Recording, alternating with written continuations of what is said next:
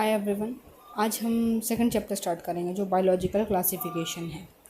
हम सबसे पहले इनके जो भी साइंटिस्ट हैं उनके नाम अच्छे से याद कर लेते हैं। जैसे अरिस्टोटल है, उनने more scientific research basis of classification को डिस्कवर किया था,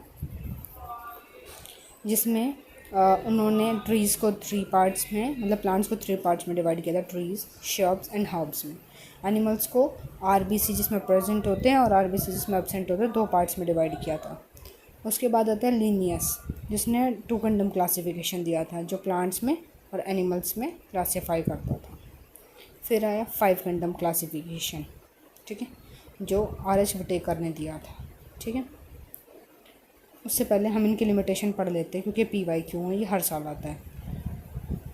क्या है कि इनमें बहुत सारे डिफरेंसेस थे, क्योंकि बहुत सारी चीज़ें डिस्टिंग्विश नहीं हो पा रही थी कि यूकैरियोट्स कौन से और प्रोकैरियोट्स में क्या आएगा, यूनिसेलुलर में क्या आएगा, मल्टीसेलुलर में क्या आएगा, फोटोसिंथेसिस में आएगा, नॉन फोटोसिंथेसिस में आएगा। और BGA को इन लोगों ने प्लांटे में इंक्लूड कर दिया, जबकि वो प्रोकैरियोट है और प्लांटे यूकैरियोट्स हैं। फंगी प्लांटे में प्लेस्ड कर दी गई थी। ठीक है, उसके बाद है R.H. विटेकर, जो 1969 में उन्होंने फाइव कंडम क्लासिफिकेशन दिया।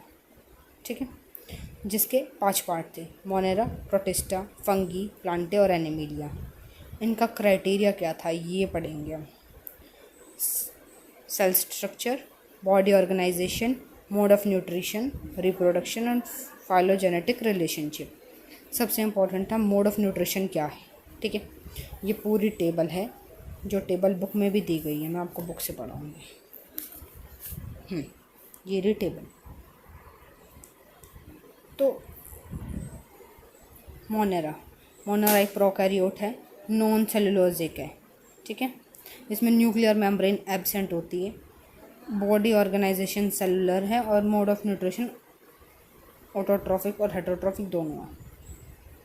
फिर है प्रोटिस्टा, जो यूकैरियोट्स है, कुछ केसेस में इनमें सेल वॉल प्रेजेंट होती है, न्यूक्लियर मेम्ब्रेन है, सेलुलर बॉडी ऑर्गेनाइजेशन है, ऑटोट्रॉफ्स और हेटरोट्रॉफ्स दोनों होते हैं।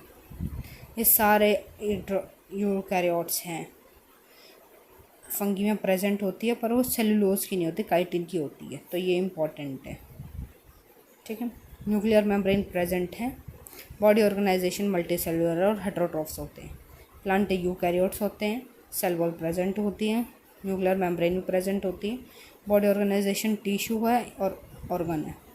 मोड ऑफ न्यूट्रिशन इसमें ऑटोट्रॉफ से होते हैं। एनिमल्स में यूकैरियोट्स होते हैं, सेल वॉल नहीं होती, न्यूक्लियर मेम्ब्रेन होती है और बॉडी ऑर्गेनाइजेशन में टिश्यू, ऑर्गन सिस्टम होते हैं।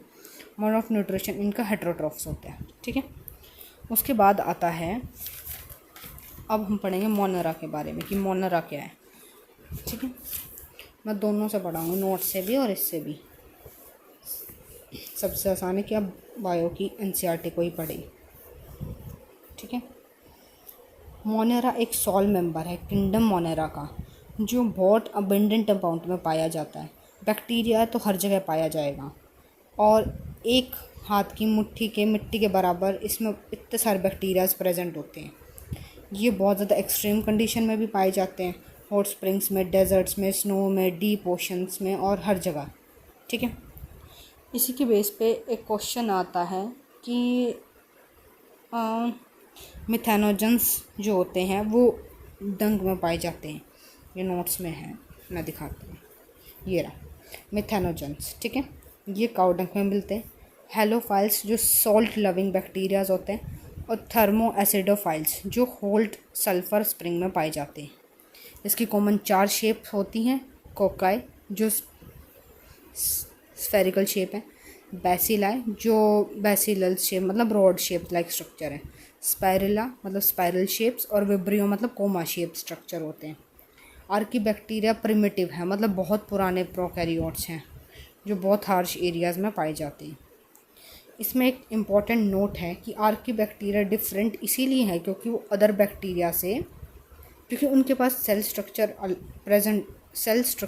वॉल प्रेजेंट होती है और वो पेप्टिडोग्लाइकन की बनी हुई होती है।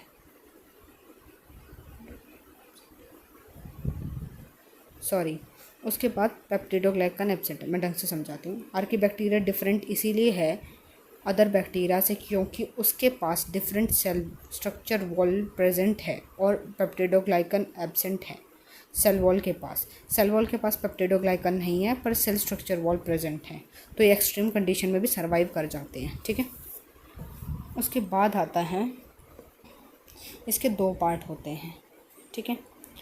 एक होता है मोनेरा में 2 पार्ट्स, मतलब आर्कीबैक्टीरिया और यूबैक्टीरिया। अब आर्कीबैक्टीरिया के मैंने आपके बारे में बता दिया कि हार्श हैबिटेट्स में पाते हैं, सॉल्ट्स में हेलोफाइल्स बोलते हैं, हॉट स्प्रिंग्स में थर्मोएसिडोफाइल्स बोलते हैं, मार्शी एरियाज में मिलते हैं तो मिथेनोजेंस बोल देते हैं। ठीक है। इसके बारे में मैंने बता दिया।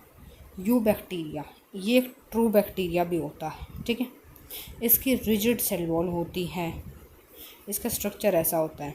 इसके पास हेट्रोसिस्ट होते हैं, एक म्यूसिलिन शीथ होती है जो इसको हर चीज़ से प्रोटेक्ट करके रखती है, और ये नॉस्टॉक का स्ट्रक्चर है, मतलब ब्लू ग्रीन एल्गी का। ठीक है, समझ में आया? अब मैं नोट से बताती हूँ। आर्कीबैक्टीरिया एक रिजिड सेल वॉल है और उसके पास फ्लैजिला भी हो सकता है। ठीक है। ये compare to many other groups bacteria as a group show the most extreme metabolic diversity. इसके बाद सबसे ज़्यादा मेटाबॉलिक डाइवर्सिटी होती है। कैरेक्टरिस्टिक क्या है? पेप्टिडोग्लाइकन और टिकोइक एसिड का बना हुआ होता है। ठीक है। इसके बाद ये नाइट्रोजन फिक्सेशन कराते हैं। ठीक है। नॉस्टॉक और एनाबिना दोनों के दोनों। ठीक। फिर आता है माइकोप्लाज्मा जो आता है यहाँ पे। ठीक है। इसके बारे में भी इसी से बताते हैं। माइकोप्लाज्मा होता है जो O2 के बिना सर्वाइव कर लेता है। स्मॉल लिविंग सेल होता है। जो पेंसिलिन है वो भी इस पे काम नहीं कर पाती क्योंकि इसके पास सेल वॉल होती ही नहीं है। ठीक है। उसके बाद आता है प्रोटिस्टा। ये ऑल सिंगल सेल्ड यूकैरियोट्स हैं, प्राइमरली एक्वाटिक होते हैं, वेल डिफाइंड न्यूक्लियस होता है और मेम्ब्रेन बाउंड ऑर्गेनेल्स भी होते हैं। इसके 5 पार्ट हैं: क्राइसोफाइट्स, डाइनोफ्लैजिलेट्स, यूक्लिनोइड्स, लाइमोड्स और प्रोटोजोन्स। जो क्राइसोफाइट्स है वो डायटम्स और गोल्डन एल्गी दोनों होते हैं, जिसको गोल्डन एल्गी में हम डेस्मिड्स भी बोलते हैं। ये फ्रेश वाटर में और मैराइन में दोनों में मिलते हैं। Microscopic and float passively in air current, मतलब जैसे जैसे पानी चलता है पानी के साथ साथ चल देते हैं। डायटम्स जो होते हैं वो चीफ प्रोड्यूसर्स होते हैं ओशन के और एक सोप बॉक्स जैसे होते हैं, मतलब एक डब्बे के अंदर दूसरा डब्बा, जैसे बॉक्स का डब्बा होता है ना, मतलब सोप का डब्बा होता है वैसा, जिसको डाइटेमियस अर्थ भी बोलते हैं, जो सिलिका की वॉल होती है। ठीक है। और इसको पॉलिशिंग सिरप वगैरह के भी यूज़ करते हैं।